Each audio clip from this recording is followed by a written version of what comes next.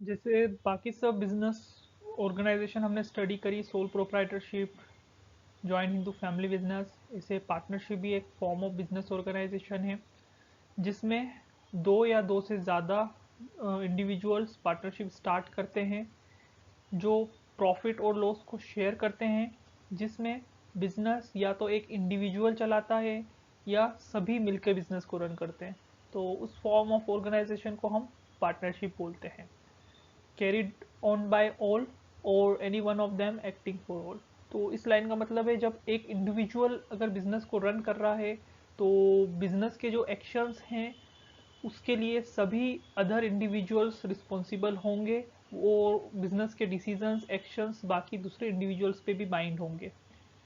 जो दूसरे पार्टनर्स हैं वो बिजनेस की एक्टिविटी में अगर पार्टिसिपेट नहीं करते हैं, मैनेजमेंट में पार्ट नहीं लेते हैं, सिर्फ उन्होंने कैपिटल कंट्रीब्यूट किया है और प्रॉफिट और लॉस शेयर करते हैं, तो वो भी बिजनेस के बिजनेस के द्वारा किए जाने वाले हर एक कार्य में भागीदार माने जाएंगे। तो पार्टनरशिप में अप्लाई होता है इंडियन पार्टनरशिप एक्ट 1932, और उसके according partnership is the relationship between partners who have agreed to share profit and loss of the business carried on by all or any one of them acting for all. Partnership के बारे में कुछ और पढ़ते हैं। Business जो है वो लीगल और लॉफुल होना चाहिए। इलीगल और अनलॉफुल बिजनेस के लिए पार्टनरशिप नहीं हो सकती। फॉर एग्जाम्पल, आप स्मगलिंग के लिए, किडनैपिंग के लिए पार्टनरशिप नहीं कर सकते। You can not have partners for smuggling, kidnapping और एनी इलीगल और अनलॉफुल एक्टिविटी। तो उसमें आप उसको पार्टनरशिप नहीं बोलोगे। सेकेंड, पार्टनरशिप में प्रॉफिट और लॉस जो है वो शेयर होना ज़रूरी है। अगर सिर्फ एक पार्टनर है कि वो पार्टनरशिप में सिर्फ प्रॉफिट के लिए ही है तो उस टाइप की पार्टनरशिप को पार्टनरशिप फॉर्म ऑफ ऑर्गेनाइजेशन नहीं बोलेंगे। तो प्रॉफिट और लॉस जो है वो पार्टनर्स के बीच में शेयर होना चाहिए। शेयर होने का मतलब इक्वली नहीं, किसी पार्टनर को ज़्यादा मिले कम मिले वो ठीक है, लेकिन किसी भी पार्टनर को प्रॉफिट में शेयर मिलना ज़रूरी है। और बिजनेस पार्टनरशिप में एक इम्पोर्टेंट चीज़ है कि बिजनेस जो है वो एक individual partner on the behalf of other partners भी ऑपरेट कर सकता है, बिजनेस को रन कर सकता है। तो उसके डिसीजंस दूसरे पार्टनर्स के ऊपर भी अप्लाई होंगे। नाउ, पार्टनरशिप एक प्रॉफिट मेकिंग ऑर्गेनाइजेशन होती है। पार्टनरशिप फर्म एक चैरिटेबल पर्पस या फिर एक नॉन इकोनॉमिक एक्टिविटी के लिए पार्टनरशिप फॉर्म नहीं होती है। तो पार्टनरशिप का मेन ऑब्जेक्टिव प्रॉफिट अर्निंग रहता है। Now, according to partnership act 1932, minimum partnership में दो पार्टनर हो सकते हैं, मैक्सिमम 10 अगर बैंकिंग बिजनेस है, और अगर एक नॉर्मल बिजनेस है तो मैक्सिमम 20। और मिनिमम पार्टनरशिप में दो पार्टनर्स होना तो ज़रूरी है, एक अकेला तो पार्टनरशिप स्टार्ट नहीं कर सकता। और कंपनीज एक्ट 2013 के अकॉर्डिंग मैक्सिमम पार्टनरशिप में 100 पार्टनर्स हो सकते हैं। तो ये पार्टनरशिप के बारे में कुछ इन्फॉर्मेशन थी जो आपको पता होना चाहिए। शॉर्ट में, पार्टनरशिप एक रिलेशनशिप है जिसमें पार्टनर्स एग्री होते हैं प्रॉफिट और लॉस शेयर करने के लिए। बिजनेस जो एक अकेला भी चला सकता है और सभी भी चला सकते हैं। एक अकेला on the behalf of all भी बिजनेस को रन कर सकता है। सेकेंड चीज़, बिजनेस जो है लॉफुल लीगल होना चाहिए। इलीगल बिजनेस के लिए पार्टनरशिप नहीं मानी जाती। सेकेंड, पार्टनरशिप में प्रॉफिट और लॉस का शेयर होना ज़रूरी है। थर्ड, एक इंडिविजुअल भी पार्टनरशिप रन कर सकता है और सभी पार्टनर भी पार्टनरशिप रन कर सकते हैं। पार्टनरशिप चैरिटेबल पर्पस के लिए, डोनेशन के लिए नहीं होती है, प्रॉफिट अर्निंग के लिए होती है, पैसे कमाने के लिए होती है। पार्टनरशिप में मिनिमम दो पार्टनर, मैक्सिमम 10 बैंकिंग में, और नॉर्मल बिजनेस में 20 हो सकते हैं। ये सब आपको पता होना चाहिए। नाउ, फीचर्स पढ़ते हैं पार्टनरशिप के। पार्टनरशिप जो गवर्न होती है वो इंडियन पार्टनरशिप एक्ट 1932 से गवर्न होती है। प्रोविजंस, रूल्स, रेगुलेशंस जो है वो पार्टनरशिप एक्ट 1932 के अप्लाई होते हैं। हाउएवर, पार्टनरशिप को रजिस्टर कराना कंपलसरी नहीं है, लेकिन बेनिफिशियल है, सजेस्टिव है कि पार्टनरशिप को रजिस्टर कराना चाहिए। बिना रजिस्ट्रेशन के भी पार्टनरशिप जो है वो स्टार्ट की जा सकती है। सिर्फ ओरल एग्रीमेंट से, सिर्फ मुंह से बोलकर ही पार्टनरशिप को स्टार्ट किया जा सकता है। जो इसेंशियल कंडीशन है कि पार्टनरशिप में शेयरिंग ऑफ प्रॉफिट और लॉस होना चाहिए, और बिजनेस पर्पस के लिए एक पार्टनरशिप होना चाहिए, प्रॉफिट अर्निंग के लिए प्रॉफिट अर्निंग उसका मोटिव होना चाहिए, और बिजनेस लॉफुल होना चाहिए, लीगल होना चाहिए, इलीगल बिजनेस नहीं होना चाहिए। अगर ये सारे कंडीशन पाई जाती हैं तो एक फॉर्म ऑफ बिजनेस को हम पार्टनरशिप बोल सकते हैं। तो पार्टनरशिप का formation according to Indian partnership act 1932 होता है, और सारे प्रोविजंस रूल्स रेगुलेशन जो पार्टनरशिप में अप्लाई होते हैं वो इस एक्ट में लिखे गए।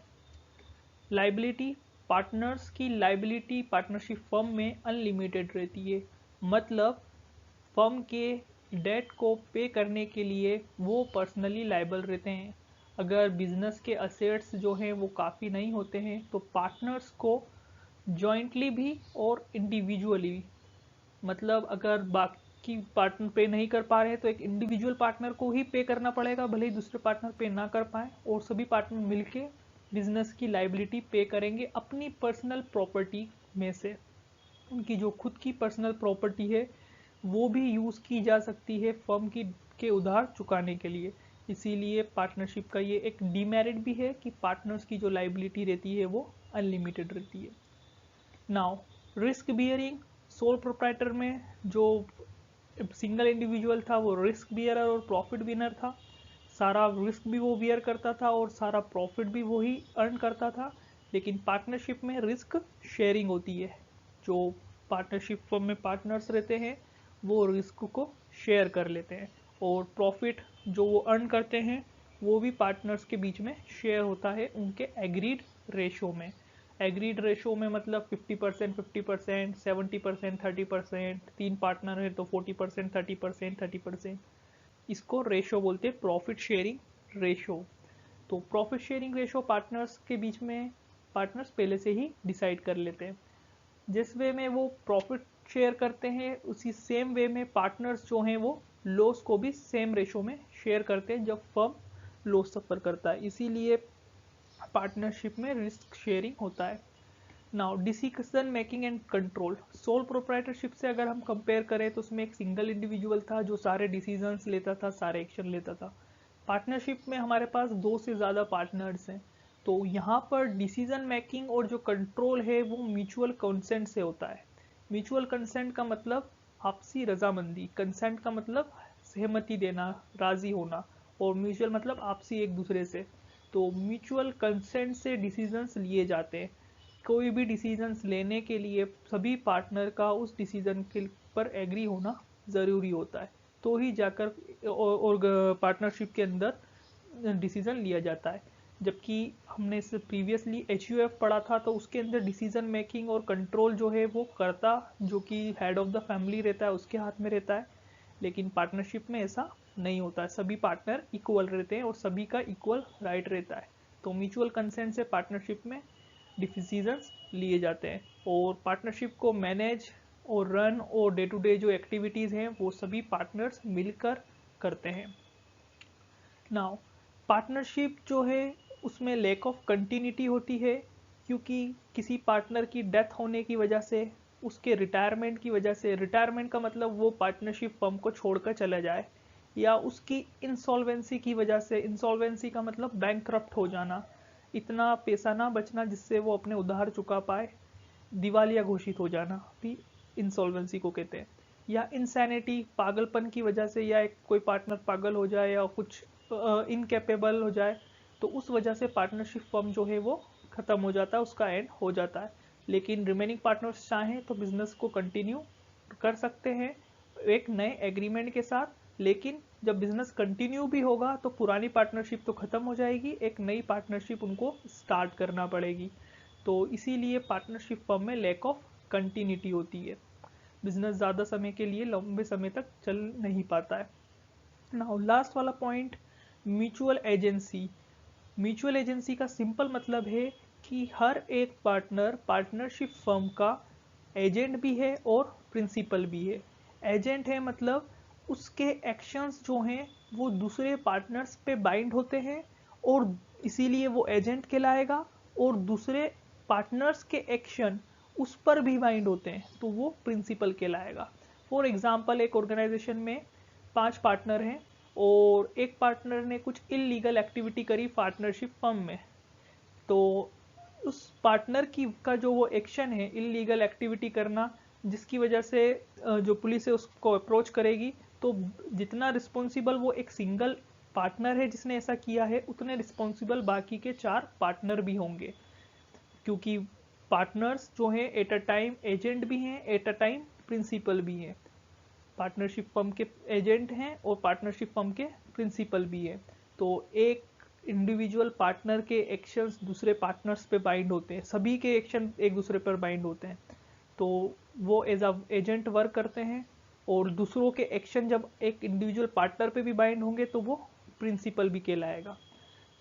तो इसीलिए mutual agency function partnership form of organisation में ही हमें देखने को मिलता है। जैसे कि यहाँ पे लिखा है, it is a business carried on by all or any one of them acting for all. इसीलिए any one of them acting for all की वजह से ही हर एक पार्टनर एजेंट भी है, प्रिंसिपल भी है। वो एजेंट इसलिए है क्योंकि दूसरे पार्टनर को वो रिप्रेजेंट करता है, and thereby bind them through his act, और जो वो एक्ट लेगा वो उस दूसरों पर दूसरे पार्टनर्स को भी अफेक्ट होंगे। और वो प्रिंसिपल भी है, हर एक पार्टनर प्रिंसिपल भी है क्योंकि जो दूसरे एक्ट लेंगे वो उस पर भी लागू होंगे।